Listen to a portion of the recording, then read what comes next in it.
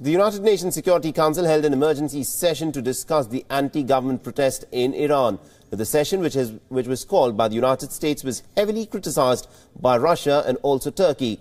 Making the opening remarks, the US ambassador to the United Nations, Nikki Haley, warned Iran and said that the regime is now on notice and that the world is actually watching them very, very closely. The United States stands unapologetically with those in Iran who seek freedom for themselves, prosperity for their families, and dignity for their nation. We will not be quiet. No dishonest attempt to call the protesters puppets of foreign powers will change that. The Iranian people know the truth, and we know the truth. They are acting of their own will, on their own behalf, for their own future. Nothing will stop Americans from standing in solidarity with them. Meanwhile, Russia has cautioned the United Nations Security Council that it must not interfere in Iran's internal affairs, even if anti-government protests have led to some deaths.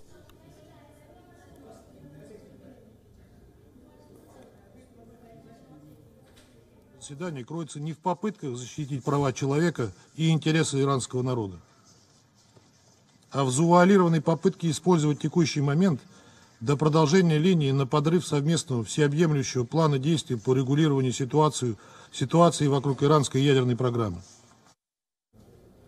And also the Iranian government has called this just a desperate attempt by the United States administration that has lost credibility in the world.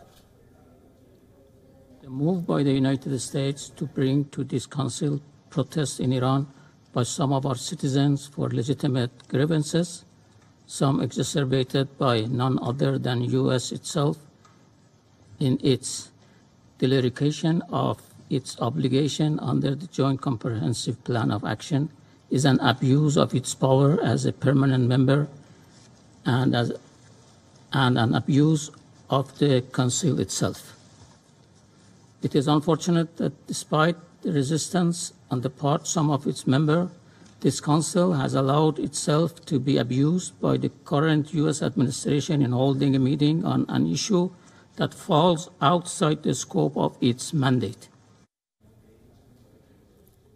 So that is what Iran had to in fact say. The United Nations Security Council, this even as thousands of pro-government supporters have also been holding rallies across Iran, while the government claims that the unrest has been brought to an end.